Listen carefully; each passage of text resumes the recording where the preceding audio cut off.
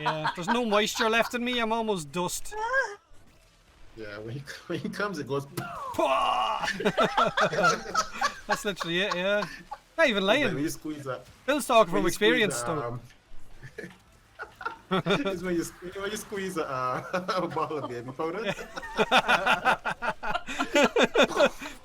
Yeah. Oh God, no!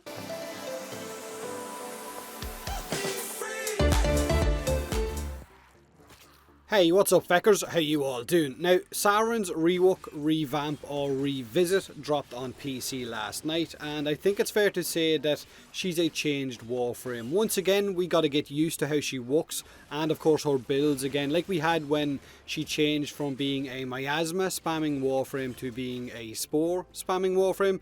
Now it's kind of a mix of both, with Toxic Lash thrown in for good measure. The update's only been out a few hours, but her damage in Elite Onslaught with a high density of mobs is pretty nuts.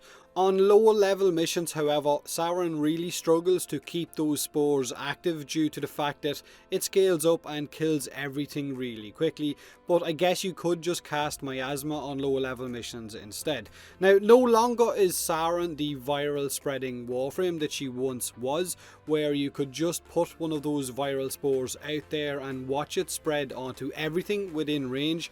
She now needs to look after her spores and even go as far as focusing on enemies affected by the spores while ignoring enemies that aren't. So she needs to actively pop spores to keep the spread going, as opposed to the old method of just spamming that spore ability. Now, Toxic Lash really helps with spreading the spores, so she kind of needs to purposely target those spores, even tend to her flock if you want to call it that. Now, if you want a quick overview of what got changed on Saryn, her spores no longer deal viral damage. It's been switched to corrosive, which I know a lot of players aren't really happy with. This will of course make shredding armor incredibly fast, especially if you have 200% power strength on your Saryn, which will give her spores a 100% status chance of that corrosive effect. Now, spores have an infinite duration and scale up in damage with every tick of damage from every spore active on your enemies. Recasting spores will then detonate all of your current spores for double the damage of your infected meter, which is in the bottom right hand side of your screen. So if you wanted and enemies were low health enough, you could just pop those spores and try and kill everything affected by them, which will then mean that you need to recast your spores and scale that damage up all over again. Now, this might take some getting used to, because when I was running with my Saryn, I had the urge to just keep casting spores. Even when I popped my molt down, I instantly turned and tried to put spores on it, which you can no longer do. You can't put spores on your molt ability anymore, and molt will absorb incoming damage for the first 3 seconds of its cast time to increase the health values of it, basically make it survive a little bit longer. Now, casting your molt will also give you a short speed boost that scales up with power strength as well. So you could mod your Saryn for efficiency, strength and of course duration if you wanted to build, I guess, a molt spamming speed Saryn, I guess, if that's what you're after. Now, Saryn's Toxic Lash changes with this revisit are, for me, probably the best out of all of it. All of your weapons are now affected by Toxic Lash once you've cast it and it is active, and it allows them to deal additional toxin damage, and for melee weapons they will deal double damage. Having Toxic Lash active will also instantly pop your spores, which of course will increase your spreading potential, especially with the area of effect weapons like the Amprex, the Pox, the Ignis Wraith or the Ignis and so on. The Pox Cloud a lot of the time wouldn't pop spores for me, but as soon as I cast Toxic Lash, it spread them like wildfire. Now, you do however lose the energy regen from Toxic Lash popping your spores, which for me is a big shame, but I guess with Toxic Lash now affecting all of your weapons, we could have had a constant supply of energy, which maybe was a little bit broken on the dev build, so that's why they've stopped us getting energy regen from Toxic Lash. Saryn's Miasma is now a 100% viral damage ability that will deal double damage to enemies affected by spores. Its range and duration have also seen a slight increase, so Miasma is now a viral ability, whereas before it was corrosive, and Saryn's spores were viral and now they're corrosive, so basically these two abilities have switched damage types.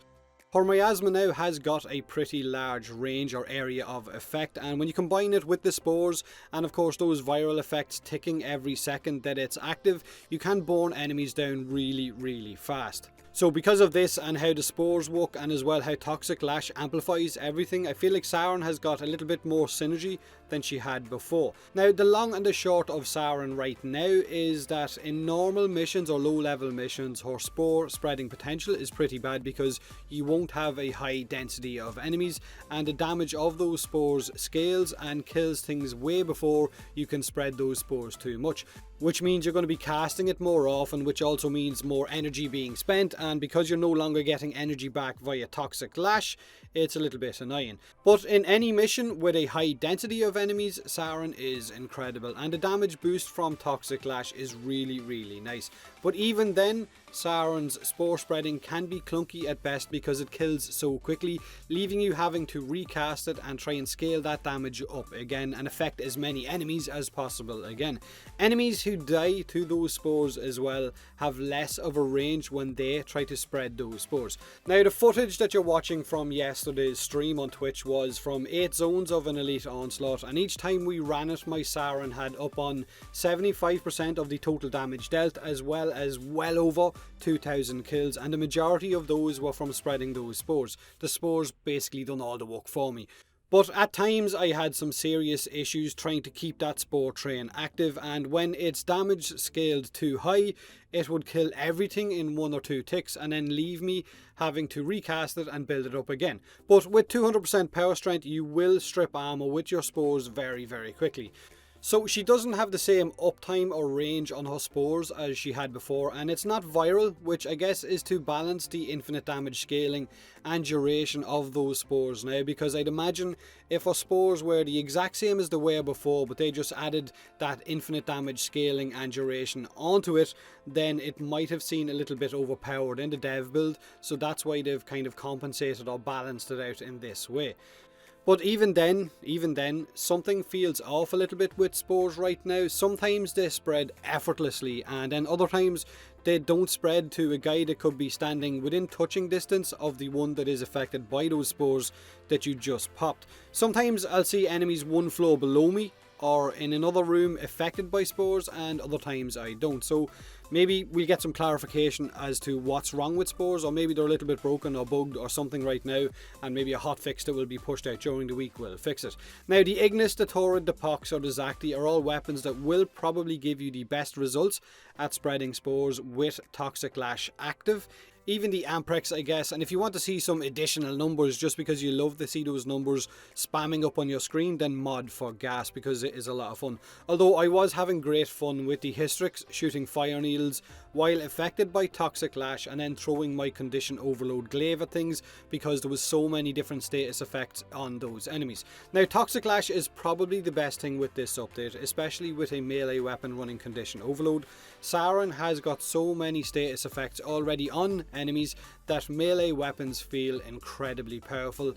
Until maybe Melee 3.0 comes, of course, and the combo changes and everything that's going to come with that, and fucking everything is going to go up on fire.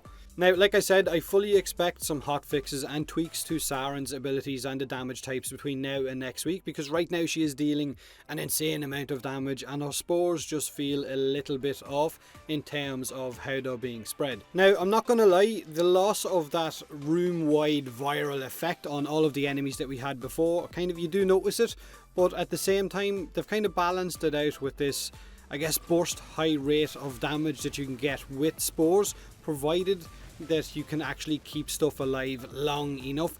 And if you are using a weapon that will of course amplify the spreading potential of all of those spores, and you're casting your miasma in conjunction with those spores and also using Toxic Lash, then the damage output of Saryn, I guess, for losing that viral effect, I'm kind of okay with that. Now that doesn't mean that you are. If you're not, then by all means let me know in the comment section below as well. If you miss that room-wide viral effect, then of course that is okay as well. Now I currently have 3 different builds for my Saryn, which I will leave you with right now as well, and depending on whether any hotfixes come out and change how she works, then I'd imagine that my builds will stay the same, unless there is hotfixes. Of course, I am running with Zenuric Energy Regen, and I am running with Arcane Energize as well, so if you need to switch anything in or out, then that is entirely up to you. But let me know what you think of Saryn's Revisit, whether you like it or not. Do me a huge favour and hit that like button if you enjoyed the video, subscribe for more Warframe, and as always, thanks very much for watching.